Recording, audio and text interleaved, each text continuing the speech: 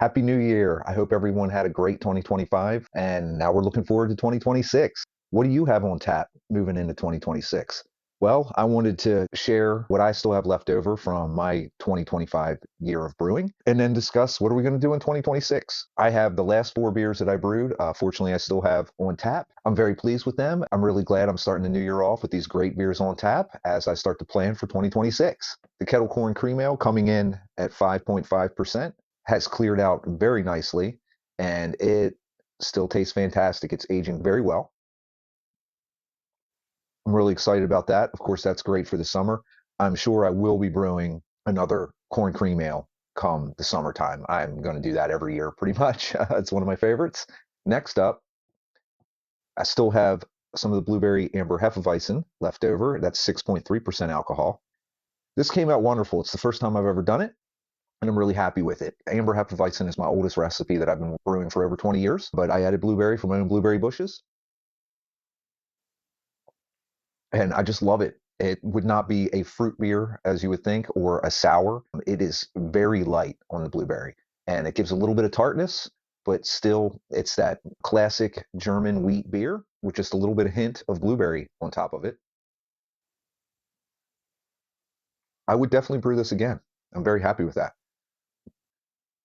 Now, I made my English brown ale coming in at 5.25% alcohol. I haven't made this in years and I'm really happy I made it. It came off great. It's just fantastic. And it is cleared up nicely as well. It is aging well also. Mm, very bready, very malty. There's a lot of chocolate in there that comes through, and a little bit of coffee. I love this. It's just a great session beer. I will definitely brew that again. And I just recently finished up the NEPA, the New England IPA or hazy IPA, and that comes in at 6.83%. Pretty just shy of 7%. And I couldn't be more pleased with this. It's the first time I've brewed a NEPA. Mm, it is so good. I'm not a huge IPA fan, specifically like West Coast IPAs. It's a little bit too bitter for me. I can appreciate it, and I understand why people like it so much, but I really like the New England style, where I'm just really getting those terpenes and those oils from the hops, and just the citrus and tropical fruit is amazing. Of course, it's hazy as well, with that smooth, soft mouthfeel, and it's fantastic. This has kind of changed me a little bit after brewing this. I'm very, very excited to explore more with IPAs. This is so good. So I can't deny that.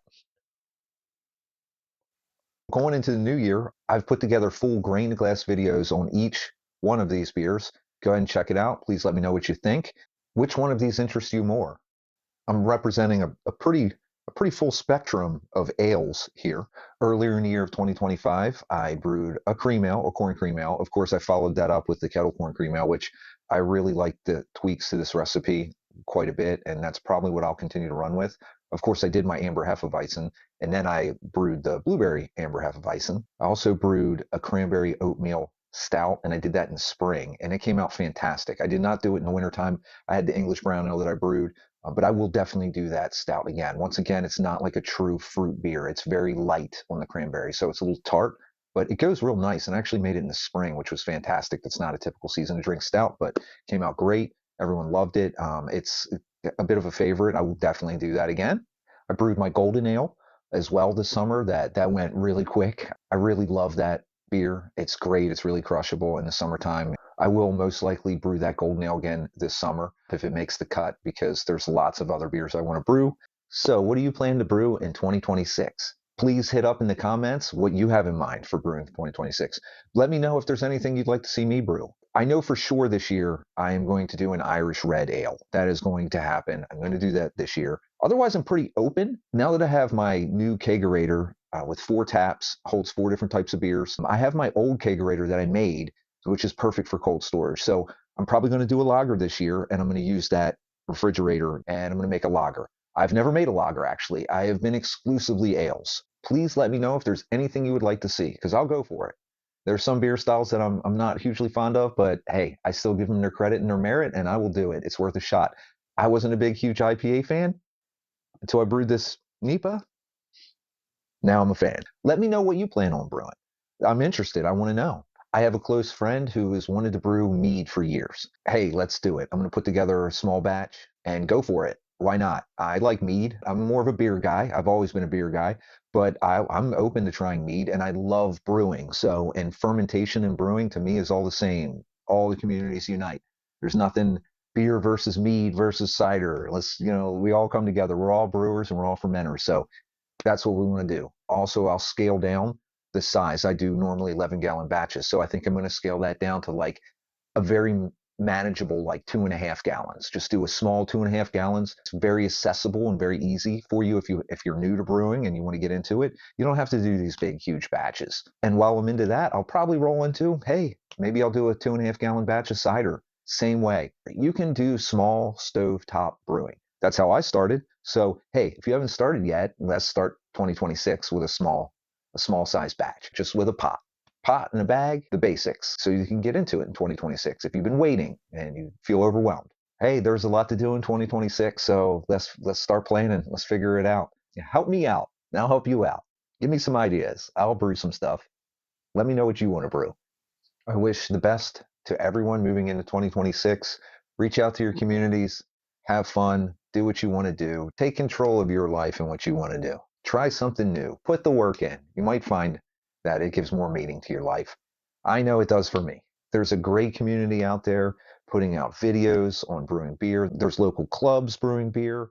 Not only check out my content if you're interested, there's so many great brewers out there. Of course, I have my favorites like the apartment brewer. I mean, he's fantastic. I really love Flying Wombat TV out there in Australia.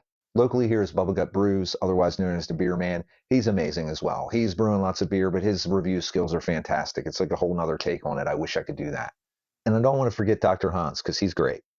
Brewlosophy is fantastic. Everything they do on that show, and they've been doing for years. Please don't forget the small channels that are just starting out as well.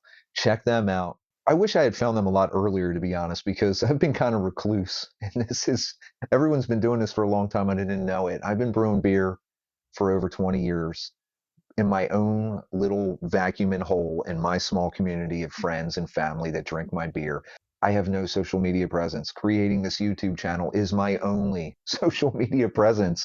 And when I started it and decided to just start recording what I was doing, then I found this great community that's been doing it for almost a decade, online. And what an incredible resource. I really wish I had known that was there. I just didn't even see it. I didn't even know. So trying to join that community, and I hope everything that I'm putting out is helpful. I'm just kind of documenting what I do, and I'm learning. I've learned more in the past year putting these videos together because I actually have to explain what I'm doing, and it's pretty cool. I'm really enjoying this, and I'm really looking forward to 2026, and I hope you are too. Brewing beer gives me some sort of connection I can't fully explain, but it feels like it's a connection to the ancients.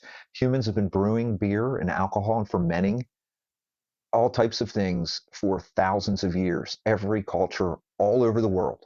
This is one of the oldest things that humans have been doing together, and it's all part of food preservation, medicine, alchemy, and I find it amazing. And it gives me a connection, it feels anyway, to humanity in all cultures, all over the world. All of us together as one people. It's something we've done for survival, for enjoyment, for social interaction, how we come together as a people. And I just find it amazing.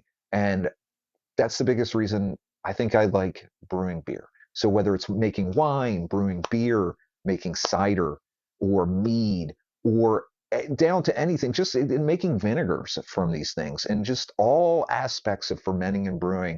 I love it. I enjoy it. It makes me feel good. It makes me feel like I'm part of something bigger than just myself. I hope it does it for you as well. And please, let's move into 2026 together. And I hope you enjoy everything that I put together. Let me know if I can improve.